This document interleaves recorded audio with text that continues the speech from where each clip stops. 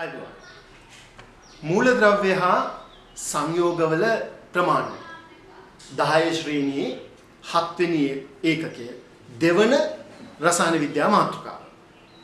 ඇත්තටම මේ ඒකකය පොදුවේ ළමයි හඳුන්වන්නේ රසායන විද්‍යාවේ අමාරු පාඩමක් කියලා. මා මේ වීඩියෝවේ සඳහන් කරන කරුණු වල සිද්ධාන්ත කොටස් ගැන ඔබ හොඳින් අවධානය යොමු කරන්න. එවිට ඔබට මේ යටතේ එන ඕනෑම ගැටලුවක් විසඳීමේ හැකියාව ලැබේ. අපි පාඩමේ මුල්ම කොටසට ආවොත් දැන් ඔබ දන්නවා අපිට සාමාන්‍ය ජීවිතයේදී විවිධ විද්‍යාගාර කටයුතු වලදී විවිධ සංයෝගවල ස්කන්ධය මනින්න වෙනවා. උදාහරණයක් විදිහට හිතන්න ජල අණුවක ස්කන්ධය කොච්චරද? කැල්සියම් කාබනේට් හුණුගල් අණුවක ස්කන්ධය කොච්චරද? මේ තියෙන ග්ලූකෝස් අණුවක් C6H12O6 ග්ලූකෝස් අණුවක ස්කන්ධය කොච්චරද? අපිට විවිධ රසායනාගාර පරීක්ෂණවලදී මේ එක් සංයෝගවල ස්කන්ධය මයිනස් සිද්ධ වෙනවා. දැන් ජල අණුව ගැන හිතන්න. ජල අණුවේ හැදිලා තියෙන්නේ හයිඩ්‍රජන් පරමාණු දෙකකුත් එක් ඔක්සිජන් පරමාණු. ඒතර හයිඩ්‍රජන් අණුවේ බර වෙන්නේ හයිඩ්‍රජන් පරමාණු දෙකක බරට ඔක්සිජන් පරමාණු එකක බර එකතු කරන්න. කැල්සියම් කාබනේට් හැදෙන්නේ CaCO3 කැල්සියම් පරමාණු 1යි කාබන් පරමාණු 1යි ඔක්සිජන් පරමාණු 3යි. ඒතර මේ එක් පරමාණු වල ස්කන්ධ වෙන වෙනම එකතු කරන්න. ඒකට කැල්සියම් කාබනේට් වල ස්කන්ධ ලැබෙන්නේ. දැන් මේ එතකොට අපි තේරුම් ගන්න ඕන කාරණා කොහොමද පරමාණුක ස්කන්ධ ඒක කොයි වගේ? හයිඩ්‍රජන් පරමාණුක කොයි වගේද? ඒක කොච්චර බරද? ප්‍රායෝගිකව පරමාණු කියන්නේ ඉලෙක්ට්‍රෝන අනිශ්චයකින්වත් නිරීක්ෂණය කරන්න බැරි අතිශයම කුඩා අංශුවක්. එතකොට ඔබට මේ වගේ අණුවක ස්කන්ධය ගැන හිතා ගන්න පුළුවන්. ප්‍රායෝගිකව මනින්න බෑ. කියන්න බැරි තරමට මේ සංඛ්‍යාව මෙහි ස්කන්ධයේ අඩුයි. මේ තියෙන හයිඩ්‍රජන් පරමාණුක ස්කන්ධය. ඔබට පේන්නේ මොනතරම් මේ සමත ආකාරයෙන් මේ දක්වලා තියෙන්නේ. ග්‍රෑම් එකක් කියන්නේ තා කුඩා ස්කන්ධයක් නේ. මේ ග්‍රෑම් එකකිනුත් මෙච්චර ප්‍රමාණය. අතිශයම කුඩා ස්කන්ධය. හයිඩ්‍රජන් පරමාණුවනේ අපිට ස්කන්ධයේ අඩුම පරමාණුව තියෙන්නේ.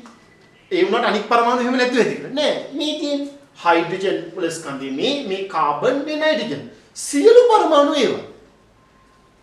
අතිශයම කුඩා ස්කන්ධයක් තියෙනවා. එතකොට මේ වගේ ඉතා කුඩා ස්කන්ධ යොදාගෙන අපිට මේ වගේ සංයෝගයක ස්කන්ධේ මනින්න එක ප්‍රායෝගිකව අමාරුයි.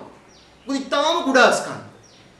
ඒ නිසා විද්‍යාඥයෝ විවිධ උත්සාහයන් දැරුවා මේ සඳහා සුදුසු ක්‍රමයක් නිර්මාණය කරන්න. ප්‍රායෝගිකව මෙහෙම හිතන්න සරල උදාහරණයක්.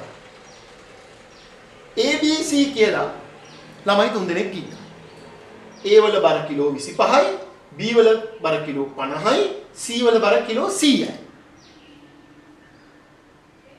ඒහි ස්කන්ධය කියලා ඇහුවොත් ඔයා කියන්නේ කිලෝ 25යි. මට කියන්න B වල ස්කන්ධය. B වල ස්කන්ධය කිලෝ 50යි. මම මෙහෙම ඇහුවොත් Aට සාපේක්ෂව B වල ස්කන්ධය කීයද? Aට සාපේක්ෂව ඒ කියන්නේ A වගේ B කොච්චර බරද? Aට සාපේක්ෂව B වල ස්කන්ධය.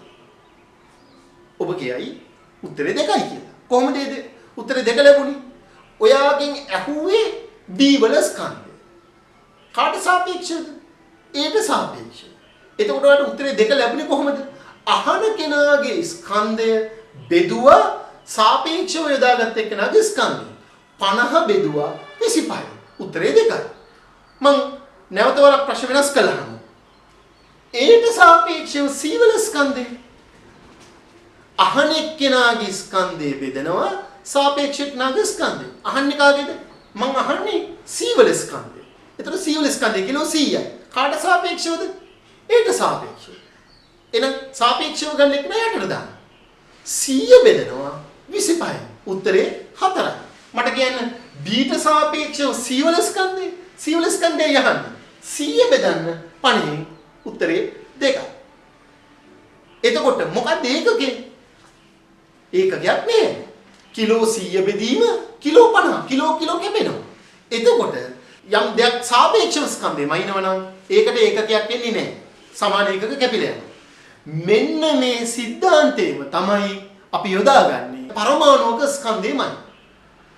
එතකොට මම ඔබට කලින් සඳහන් කරා මේ පරමාණු වල මේ වගේ ඉතා කුඩා ස්කන්ධ වලින් ගණනය කිරීම කරන්න බෑ.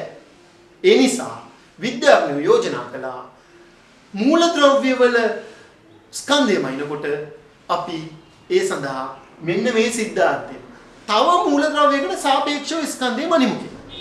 ඒගොල්ලෝ මුලින්ම යොදාගත්තේ සාපේක්ෂව යොදාගත්තේ හයිඩ්‍රජන් පරමාණු. හයිඩ්‍රජන් පරමාණු තමයි යෝජනා වුණේ මේ සඳහා සාපේක්ෂ ලෙස ගමු කියලා.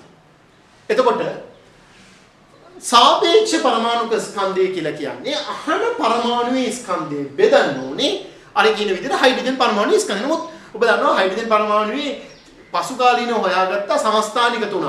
හයිඩ්‍රජන්, ඩියුටීරියම්, ට්‍රිටියම් කියලා සමස්ථානික තුනක් තියෙනවා. ඒ කියන්නේ මේගොල්ලන්ගේ ස්කන්ධය වෙනස් හයිඩ්‍රජන් පරමාණු වර්ග තුනක් තියෙනවා.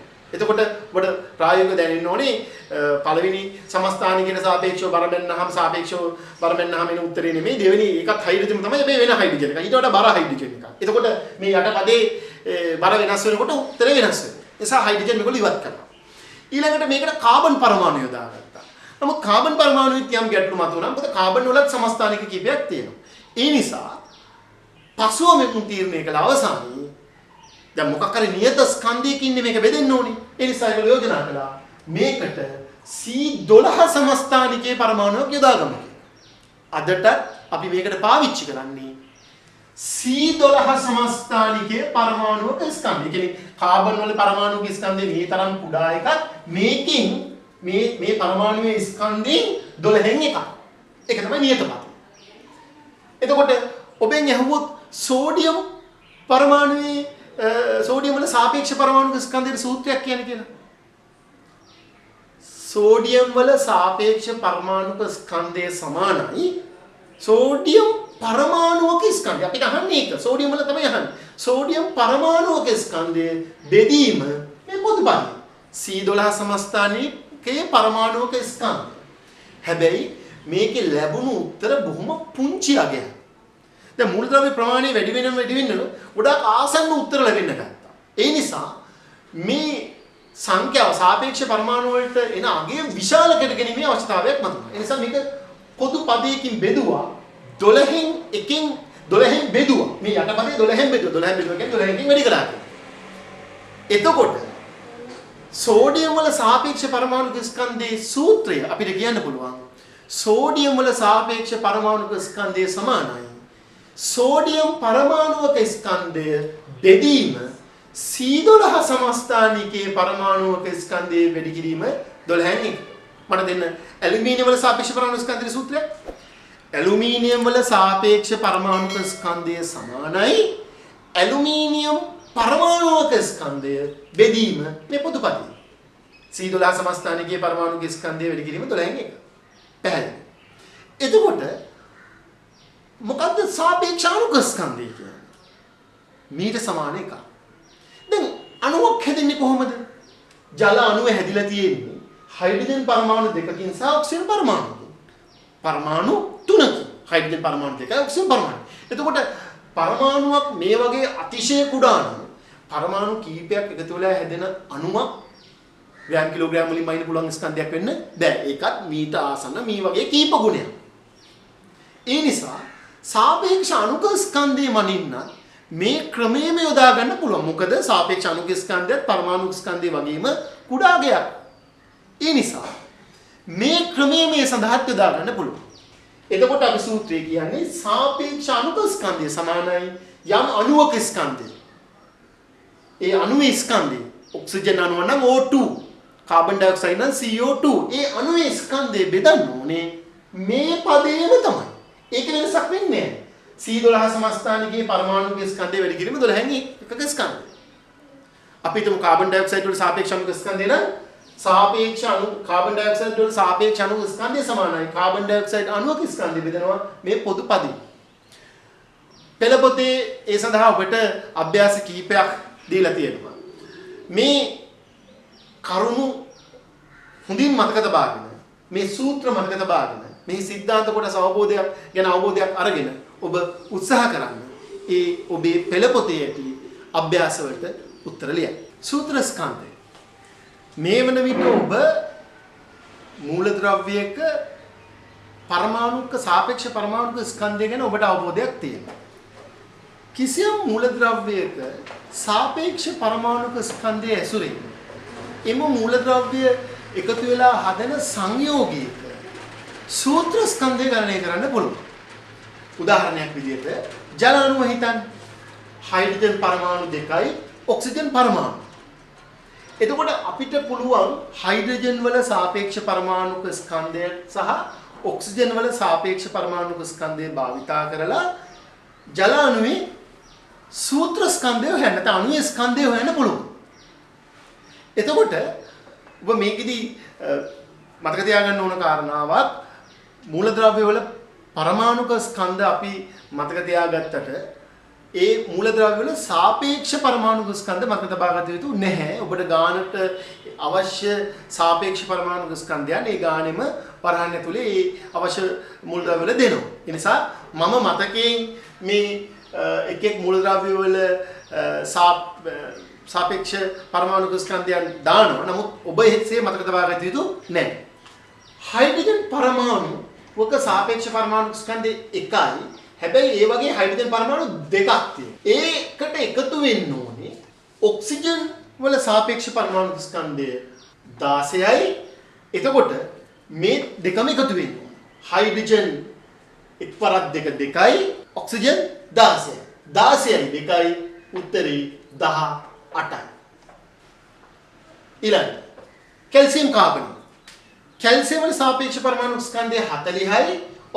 Carbon 12යි oxygen 16යි. එතකොට 40 ඒවා එකයි කාබන් 12යි. ඒ කියන්නේ කාබන් පරමාණු එකයි ඔක්සිජන් පරමාණු 16යි සාපේක්ෂ පරමාණු ස්කන්ධය. ඒතර 16ව තුනක් තියෙනවා. මම කලින් සඳහන් කළේ දැන් 40 12 16 කියන අගයන් මතක තියාගන්න ඕනේ. ඒක ගන්නට අවශ්‍ය නම් ඒ අවශ්‍ය මූලද්‍රව්‍ය ටික දෙනවා. එතකොට මුළු ස්කන්ධය 40යි 12යි 52යි 16ව 3ක් 48යි 52යි 48යි එකතුව 100යි. එතකොට 100 ග්‍රෑම්ද මොකද ඒකකේ? නෑ. ඒකනේ එකකයක් නෑ. මොකද මේ 100 ලැබුණේ එක එක මූලද්‍රව්‍ය වල සාපේක්ෂ පරමාණු ස්කන්ධ. මොකද සාපේක්ෂ පරමාණු ස්කන්ධ එකකයක් නෑනේ. ඉතින් සූත්‍ර ස්කන්ධයට ඒකකයක් නෑ. ඊළඟට ග්ලූකෝස්. කාබන් 12යි. එතකොට 12 ඒවා 6ක් තියෙනවා. ඒකට එකතු වෙන්න ඕනේ හයිඩ්‍රජන් එකයි එකේව 12ක් තියෙනවා. ඒකට එකතු වෙන්න ඕනේ ඔක්සිජන් 16යි 16ව 6ක් තියෙනවා. මේ ටික එකතුව ගත්තාම ඔබට 180යි කියලා උත්තරයක් ලැබෙයි. ඒ ග්ලූකෝස් වල සූත්‍ර ස්කන්ධය.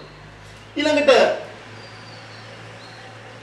මේ සංයෝග බලන්න සංකීර්ණයි වගේ පේනකොට ඒක අපිට තා පහසුවෙන් ඒකේ සූත්‍ර ස්කන්ධය ගණනය කරගන්න පුළුවන්. මේ වරහනට පිටින් තියෙන ඉලක්කමේ මේ මුළු සංයෝගයේම තියෙන පරමාණු මේ මුළු අණුවෙම තියෙන පරමාණු සංඛ්‍යාව වැඩි වෙනවා. මෙතන එක තියෙන්නේ.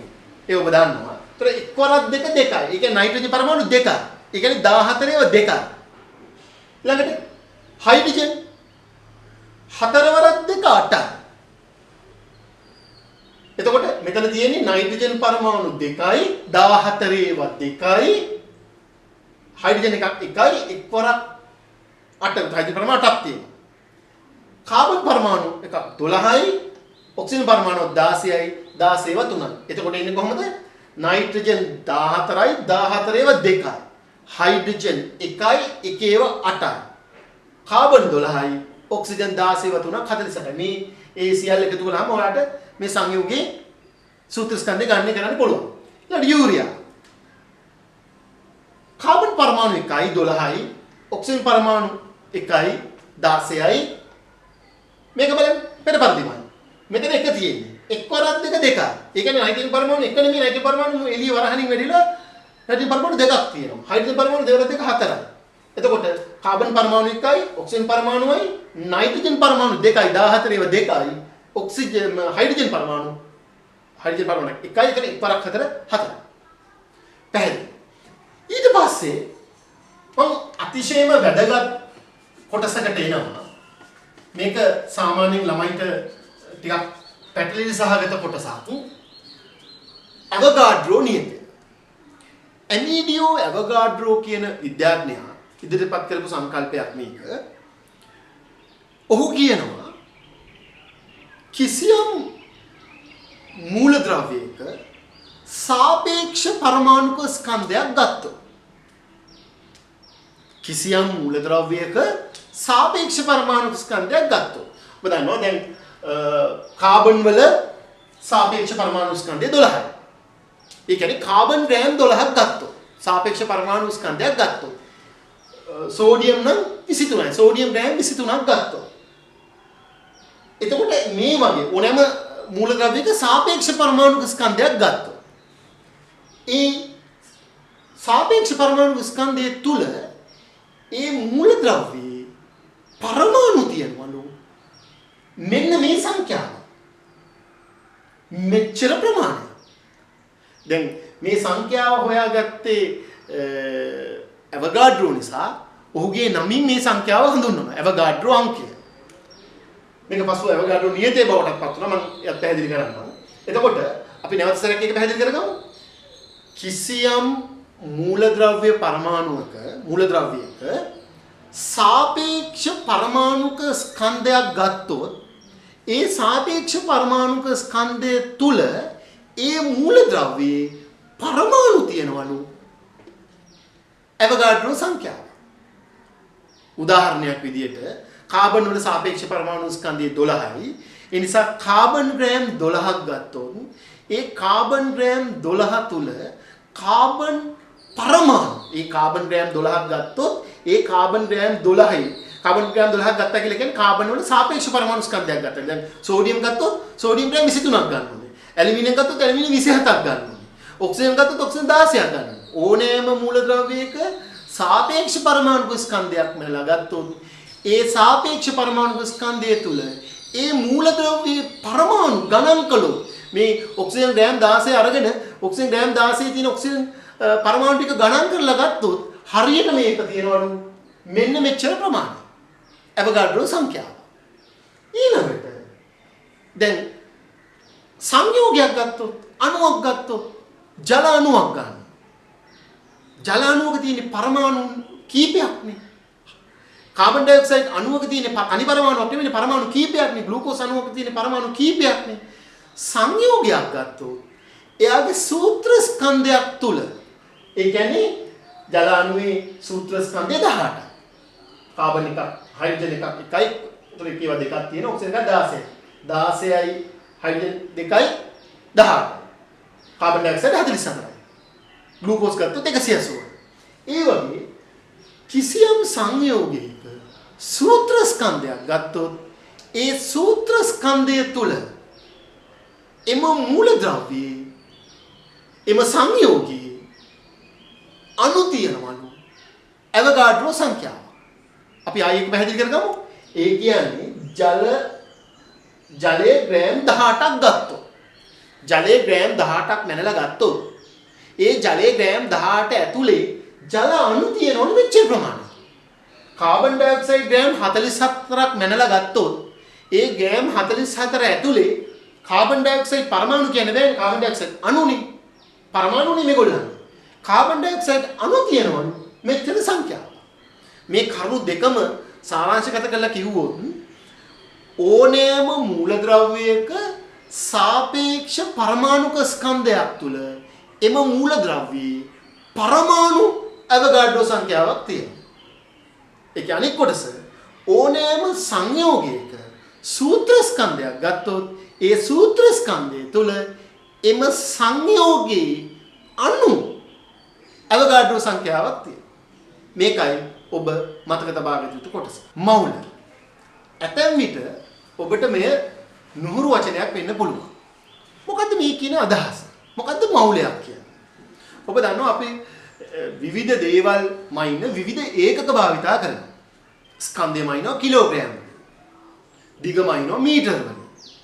උෂ්ණත්වයේ කෙල්වින් වලින්. විවිධ දේවල් මගින් විවිධ ඒකක භාවිතා කරනවා. මවුලය කියන එකේ සරලම අදහස තමයි පදාර්ථ ප්‍රමාණය මනින ඒකකය. පදාර්ථය කිව්වහම පදාර්ථයේ අවස්ථා තුනක් තියෙනවා ඝන ද්‍රව වායු. මේ ඕනෑම පදාර්ථ ප්‍රමාණය මනින ඒකකයේ තමයි මවුලය කියලා කියන්නේ. ඒක සරල අදහස. අපි ඒක වැඩි දුරටත් විස්තර කරගමු මෙහෙම. දැන් ඔබ හිතන්න කාබන් ග්‍රෑම් 12. ඒ කියන්නේ කාබන් වල සාපේක්ෂ පරමාණුක ස්කන්ධය. ඕනෑම මූලද්‍රව්‍යයක සාපේක්ෂ පරමාණුක ස්කන්ධයක් තුළ ඔබ දන්නවා ඒ මූලද්‍රව්‍යයේ පරමාණු අවගෝඩ්‍රෝ සංඛ්‍යාවක් තියෙනවා. ඒ වගේම සාපේක්ෂ පරමාණුක ස්කන්ධයක් කියන්නේ මූලද්‍රව්‍යයක මවුල එකක්. ඒ කියන්නේ කාබන් ග්‍රෑම් 12ක් කියන්නේ කාබන් මවුල එකක්. කාබන් ග්‍රෑම් 12ක පදාර්ථ ප්‍රමාණය කියන්නේ කාබන් මවුල එකක්. ඒතර කාබන් ග්‍රෑම් 12ක් ගත්තොත් එතන මවුල දෙකයි. කාබන් ග්‍රෑම් 6ක් ගත්තොත් මවුල භාගයයි. සෝඩියම් ග්‍රෑම් 23ක් ගත්තොත් සෝඩියම් මවුල එකයි. සෝඩියම් ග්‍රෑම් 46ක් ගත්තොත් සෝඩියම් මවුල දෙකයි. ඒ කියන්නේ ඕනම මූලද්‍රව්‍යයක සාපේක්ෂ පරමාණුක ස්කන්ධය කියන්නේ ඒ මූලද්‍රව්‍යයේ මවුල එකයි. සාපේක්ෂ පරමාණු ස්කන්ධය වගේ 10 ගුණයක් කියන්නේ මවුල 10යි. සංයෝගයක තියෙන සූත්‍ර ස්කන්ධයක් නේ. ඕනෑම සංයෝගයක සූත්‍ර ස්කන්ධය කියන්නේ එයාගේ මවුල එකයි. ඒ කියන්නේ ජලයේ ග්‍රෑම් 18ක් ගත්ත කියලා කිව්වත් එකයි. ජලයේ මවුල එකක් ගත්ත කිව්වත් එකයි. ජලයේ ග්‍රෑම් 9ක් ගත්ත කියන්නේ ජලයේ මවුල භාගයක් ගත්ත කියන එක. කාබන් ඩයොක්සයිඩ් ග්‍රෑම් 44ක් ගත්ත කියන්නේ කාබන් ඩයොක්සයිඩ් මවුල එකක් ගත්ත කියන එක. කාබන් ඩයොක්සයිඩ් ග්‍රෑම් 22ක් ගත්ත කියන්නේ මවුල භාගයක් ගත්ත කියන එක. 88ක් ගත්ත කියන්නේ මවුල දෙකක් ගත්ත කියන එක. ඕනෑම සංයෝගයක සූත්‍ර ස්කන්ධය කියන්නේ ඒ සංයෝගී මවුල එකක්. ඕනෑම පරමාණුවක සාපේක්ෂ පරමාණු ස්කන්ධයක් කියන්නේ ඒ පරමාණුවේ මවුල එකක්. මේ වෙන විට මේ ඒකකයේ යටතේ සාකච්ඡා කරන්න තියෙන සියලුම සිද්ධාන්ත මේ කොටස් සාකච්ඡා කරලා අවසන්. නමුත් දුවේ පුතේ මතක තියාගන්න කාරණයක් මෙවැනි රසායන විද්‍යා සංකීර්ණ විෂය කොටස් ඇතුළත් රසායන විද්‍යා මාතෘකාවක සිද්ධාන්ත කොටස් සාකච්ඡා කළ පමණින්ම ඔබට විෂය කරුණු පිළිබඳ පූර්ණ අවබෝධයක් ලැබෙන්නේ නැහැ. ඒ සඳහා ඔබ ප්‍රථමයෙන් ඔබ මේ පෙළ පොතේ තියෙන අභ්‍යාස මාලාව කිරීමට උත්සාහ කරන්න. ඉන්පසු වසර 10ක පමණ පසුගිය විභාග ප්‍රශ්න පත්‍ර මේ කොටස යටතේ ලැබුණු ප්‍රශ්න කිරීමට උත්සාහ කරන්න. ඉන්පසු ඔබට පෙරහුරු ප්‍රශ්න පත්‍රවල ප්‍රශ්න කරන්න උත්සාහ කරන්න. ඔබ මේ කොටසට අදාළ කරන ප්‍රශ්න ප්‍රමාණය වැඩි වෙන තරමට ඔබට මේ සඳහා හොඳ අවබෝධයක් ලැබෙනවා. ඊළඟට 10 ශ්‍රේණියේ 10 වෙනි ඒකකය රසායනික බන්ධන කියන මාතෘකාව යටතේ නැවත හමු.